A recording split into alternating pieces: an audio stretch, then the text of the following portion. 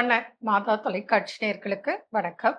இன்றைய நிகழ்ச்சியில நம்ம பார்க்க போறது, இப்ப பெண்களுக்கு irregular period, obesity, PCOD, fibroid uterus இது போல உபாதைகளால் ரொம்ப கஷ்டப்படுறாங்க. ஹார்மோனல் இம்பேலன்ஸ் இருக்கு, தைராய்டு இருக்கு, ஒவ்வொருத்தருக்கு எல்லாமே இருக்கு. சிலருக்கு ஒரு ஒரு பிரச்சனைகள் இருக்கு.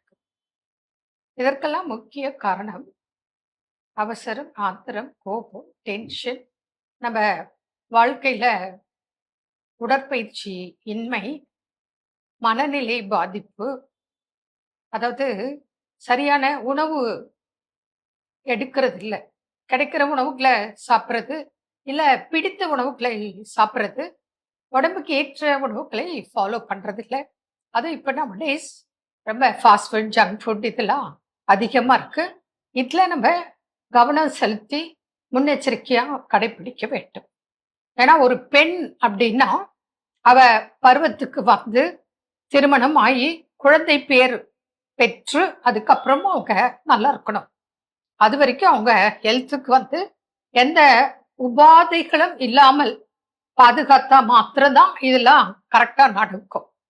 ஆரம்பத்திலேயே ஹெல்த்ல சில பிரச்சனைகள் இருந்தால் அவங்களுக்கு லைஃப் லாங் அதை சரியா கவனிக்கலைன்னா ரொம்ப பிரச்சனைகள் அதிகம். இது உங்களுக்கு தெரியும். இப்போ சாதாரணமா ஒரு பெண் இருக்கா, அவளுக்கு தைராய்டு இருக்குன்னு வச்சுக்கோங்க. நம்ம செக் பண்ணணும். தைராய்டு ப்ரொஃபைல் பார்த்துட்டு அப்போ T3, T4, TSH இந்த டெஸ்ட்லாம் பார்த்துட்டு எல்லாம் நார்மலா இருக்கா, இல்லை அதிகமா இருக்கா, இல்ல குறைவா இருக்கா. அப்போ குறைவா இருந்தாலும் பிரச்சனை, அதிகமா இருந்தாலும் பிரச்சனை.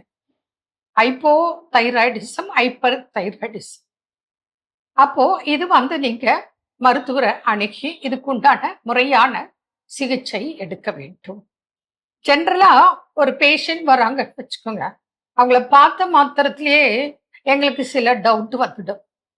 அது எப்படி அப்படின்னா, அவங்க உடல் வாக்கு, அவங்கள பார்த்த மாத்திரத்திலேயே கண்டுபிடிக்கலாம். அவங்களோட கண் எப்படி இருக்கு, அப்புறம் உடம்பு எப்படி இருக்கு, ஸ்கின் எப்படி இருக்கு, மென்மையா இருக்கா, பெண் தன்மையா இருக்கா, இல்ல ரஃப்பா இருக்கா, தேவையற்ற இடங்களில் முடி வளர்தல், நாக்கு தடிச்சு காணப்படும், இது போல சில அறிகுறிகள் எங்களுக்கு பார்த்த மாத்திரத்திலேயே தெரியும். ஒண்ணு உடல் ரொம்ப மெலிந்து காணப்படுவார்கள், அல்லது ஒரு குறைந்த 1 மாதம் அல்லது 2 மாதத்திலேயே 10 கிலோ போல வெயிட் போடுறது, அல்லது 10 கிலோ போல உடல் எடை குறையிறது. இது வச்சு கண்டுபிடிக்கலாம். அப்புறம் பிளட் டெஸ்ட் வச்சு கண்டுபிடிக்கலாம். அப்புறம் பார்த்தீங்கன்னா அவங்க சற்று ஸ்லோவா எல்லா வேலையும் பண்ணுவாங்க, நல்லா புரிஞ்சுப்பாங்க, நல்லா படிப்பாங்க, எல்லாமே இருக்கும், திறமைகள் நிறைய இருக்கும். ஆனா அவங்க வேலையில பார்த்தீங்கன்னா அந்த ஸ்லோ ஆயிடுவாங்க, ஸ்பீட் இருக்காது. அடுத்தது இப்போ நம்ம டெஸ்ட் பிரகாரம் கண்டுபிடிச்சிட்டோம். இப்பதான் அவங்களுக்கு ஸ்டார்டிங் ப்ராப்ளம் தைராய்டு அப்படின்னா நிச்சயமாக, ஏன்னா மேலை நாடுகள் எல்லாம் நாங்க பார்க்கிறோம், only exercises and diet follow பண்ணி தைராய்டை குணமாக்கி இருக்காங்க.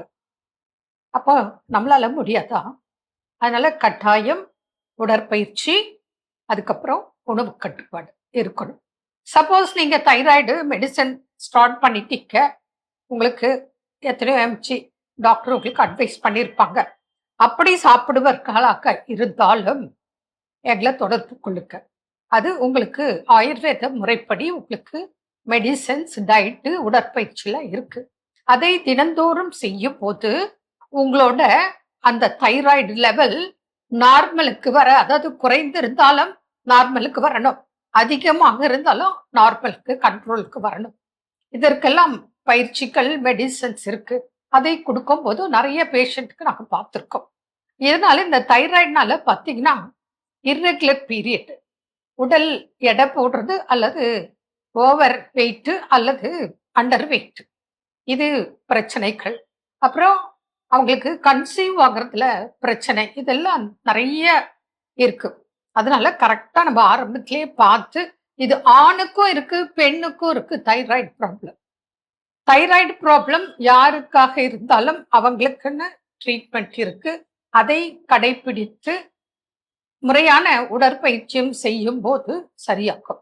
இப்போ வீட்ல சில டிப்ஸ் உங்களுக்கு நான் சொல்றேன். யாருக்கு தைராய்டு இருந்தாலும் நீங்க என்ன பண்ணுங்க, இந்த கொத்தமல்லி விதை இருக்குல்ல, கொரியாண்டர் சீடு நல்ல 3 டேபிள் ஸ்பூன் எடுத்துக்கோங்க. கொஞ்சம் கூட இருந்தாலும் தப்பு இல்ல. எடுத்துட்டு நல்ல ஒரு பெரிய டம்ளர்ல அது கிட்டத்தட்ட 150 ml தண்ணி கூட இருக்கலாம். அதுல போட்டு பாயில் பண்ணுங்க. அதுக்கப்புறம் அது 75 ml வரணும். அந்த அளவுக்கு பாயில் பண்ணிட்டு ஃபில்டர் பண்ணி வச்சுக்கோங்க. அந்த தண்ணிய காலையில ஃபர்ஸ்ட் குடிச்சிடுங்க. அதுக்கப்புறம் உங்களுக்கு உடற்பயிற்சி இருக்கு. அது கரெக்டா செய்யணும். டயட் இருக்கு. அது உங்களுக்கு தைராய்டு வந்து குறைஞ்சிருக்கா, கூடியிருக்கா அத பொறுத்து டயட் உங்களுக்கு லிஸ்ட் குடுத்துருவோம். அதே போல ஆயுர்வேதிக் மெடிசின்ஸ் இருக்கு. அதை எடுக்கும்போது உங்களுக்கு தைராய்டு கண்ட்ரோல்ல வரும். அடுத்தது பீரியட் ரெகுலர் பண்ணலாம். அதுக்கு அடுத்தது கன்சீவ் ஆகாதவங்களுக்கு கன்சீவ் ஆகுறதுக்கு சூழல் ஏற்படுத்தும். இதுல இன்னொரு ஒரு விஷயம் உங்களுக்கு அட்வைஸ் பண்றோம். என்ன அப்படின்னாக்க, ஒரு 50 ml விளக்கெண்ணெய் எடுத்துக்கோங்க. 50 ml நல்லெண்ணெய் எடுத்துக்கோங்க. இது ரெண்டையும் மிக்ஸ் பண்ணி லேசா வார்ம் பண்ணிக்கோங்க. வெதுவெதுப்பா காய்ச்சி வச்சுக்கோங்க. இளஞ்சூடா. அதை என்ன பண்ணுங்க நீங்க வயிறு பகுதிக்கு ஃபுல், அதாவது மேல் வயிறு, அடி வயிறு ஃபுல்லு நீங்க டெய்லி ஒரு 10ல இருந்து 20 நிமிஷம் தடவி மசாஜ் கொடுங்க. கொடுத்துட்டு படுத்துருங்க. தொடர்ந்து செய்யலாம். அதே போல நீங்க வரும்போது உங்களுக்கு என்ன வேற பிரச்சனைகள் இருக்கு, அதுக்கு தகுந்தாற்போல உங்களுக்கு அட்வைஸ் கொடுப்போம். இதெல்லாம் நீங்க ஹோம் ரெமடியா செய்யலாம். அதே போல கிராமத்துல இந்த நுணா மரம், இந்த நோனின்னு சொல்லி எல்லாம் இப்போ ரொம்ப ஃபேமஸா இருக்குல்ல, அந்த மரம், அந்த இலைகளை எடுத்து நீங்க டீ மாதிரி போட்டு குடிக்கலாம். இது போல நிறைய டயட் உங்களுக்கு நம்ம அட்வைஸ் கொடுக்கலாம். கொடுக்கும்போது உங்களுக்கு தைராய்டுனால ஏற்படக்கூடிய அத்தனை உபாதைகளும் குறைந்து உங்களுக்கு நார்மலா உங்களோட மூமெண்ட்ஸ், அதாவது அந்த லேசியா ஸ்லோவா பண்ணக்கூடிய வேலைகள் எல்லாம் நல்லா ஸ்பீடா பண்ண வைக்கலாம். அதுக்கு வந்து உடற்பயிற்சி, உணவு, ஆயுர்வேத மருந்துகள் அவசியம். கடைபிடிக்கும் போது நிச்சயமாக பலன் கிடைக்கும். மீண்டும் நாளை சந்திப்போம். நன்றி. அன்னை மரியே வாழ்க.